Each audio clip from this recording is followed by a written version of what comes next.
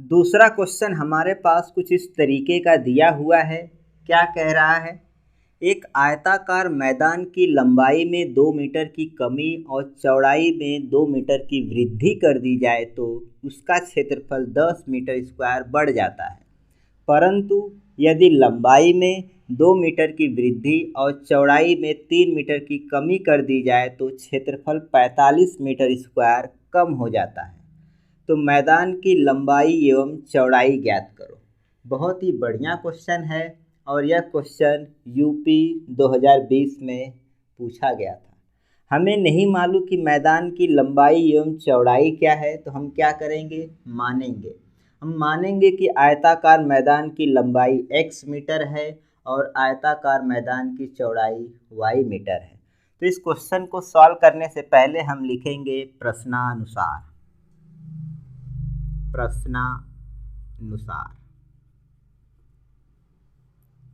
आगे क्या लिखेंगे? माना आयताकार मैदान की लंबाई बराबर x मीटर है और आयताकार मैदान की चौड़ाई बराबर y मीटर है। हमने आयताकार मैदान की लंबाई को x मीटर माना है और आयताकार मैदान की चौड़ाई को y मीटर माना है, तो आयताकार मैदान का मूल क्षेत्रफल क्या हो जाएगा? आयताकार मैदान का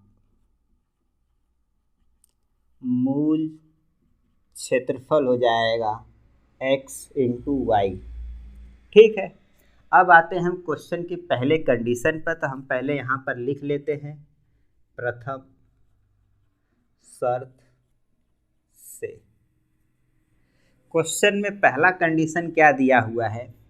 एक आयताकार मैदान की लंबाई में 2 मीटर की कमी। ध्यान देना कि लंबाई में 2 मीटर की कमी की बात कर रहा है, यानी कि x माइनस 2। जब भी कमी की बात करें तो आपको माइनस करना है।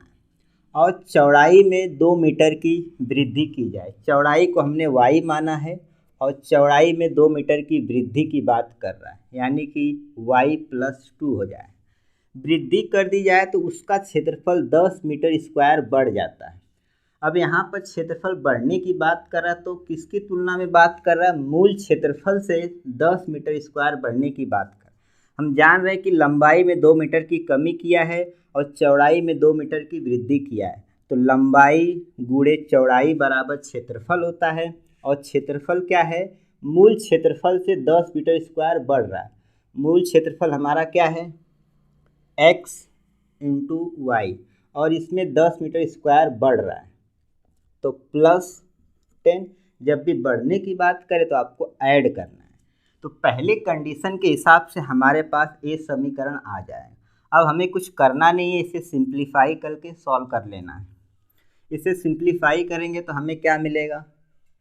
x into y plus 2x minus 2y minus 4 equal to xy plus 10। इसे और सिंप्लीफाई करेंगे तो हमें क्या मिलेगा? xy, इस xy को इस साइड लेके आ रहा हूँ तो हो जाएगा minus xy plus 2x minus 2y minus 4, और इस 10 को यहीं रहने दे रहे हैं। तो यहाँ ध्यान दो, क्या हो जाएगा? एक कैंसिल हो जाएगा। यहाँ पर क्या बचेगा? 2x माइनस 2y 10, और इस माइनस 4 को उस साइड लेके जाएंगे तो क्या हो जाएगा? प्लस 4। इससे और सिंप्लीफाई करेंगे तो हमें क्या मिलेगा? 2x माइनस 2y बराबर 14। ध्यान देना कि सब में दो दो कॉमन है, यानी कि वो कैंसिल हो जाएगा। तो हमारा फाइनल समीकरण क्या आ जाएगा? x माइनस वाई बराबर 7। इसे हम समीकरण नंबर 1 नाम दे देते हैं। अब आते हैं हम क्वेश्चन में दूसरे कंडीशन पर। तो हम पहले यहाँ पर लिख लेते हैं दूसरी शर्त से। दूसरा कंडीशन क्या दिया हुआ है, यदि लंबाई में 2 मीटर की वृद्धि, लंबाई को हमने x माना है और लंबाई में 2 मीटर की वृद्धि की बात कर रहा है, यानी कि x + 2 हो जाएगा, और चौड़ाई में 3 मीटर की कमी कर दी जाए तो चौड़ाई को हमने y माना है और कमी की बात कर रहा है, यानी कि y - 3 हो जाएगा। तो ये है लंबाई, ये है चौड़ाई। लंबाई गुणे चौड़ाई करेंगे तो हमें क्षेत्रफल मिलेगा। कर दी जाए तो क्षेत्रफल 45 मीटर स्क्वायर कम हो जाता है। यहाँ पर क्षेत्रफल 45 मीटर स्क्वायर कम होने की बात कर रहा है, तो किसकी तुलना में बात कर रहा है, मूल क्षेत्रफल की तुलना में, यानी कि लंबाई गुणे चौड़ाई बराबर क्षेत्रफल होता है, और मूल क्षेत्रफल की तुलना में जो हमारा क्षेत्रफल है 45 मीटर स्क्वायर कम हो जा रहा है। तो दूसरे कंडीशन के हिसाब से हमारे पास ये वाला समीकरण आ जाएगा। अब हमें करना क्या है, इसको सिंप्लीफाई करके सॉल्व कर लेना है। इसको सिंप्लीफाई करेंगे तो हमें क्या मिलेगा, xy - 3x + 2y - 6 equal to xy - 45। इसे और सिंप्लीफाई करेंगे, xy, इस xy को इस साइड लेके आएंगे तो हो जाएगा -xy - 3x + 2y - 45, -6 को उस साइड लेके जाएंगे तो हो जाएगा प्लस। इसको सिंप्लीफाई करेंगे तो क्या मिलेगा, एक कैंसिल हो जाएगा, ये हो जाएगा -3x + 2y, ये क्या हो जाएगा -39।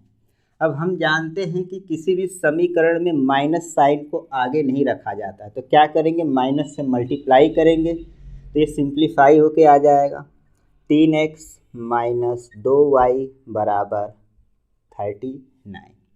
इसे हम समीकरण नंबर 2 नाम देंगे।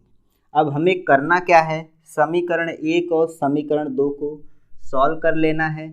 फिर इसके बाद x और y का जो भी आंसर आएगा हमारा, वही हमारा फाइनल आंसर होगा।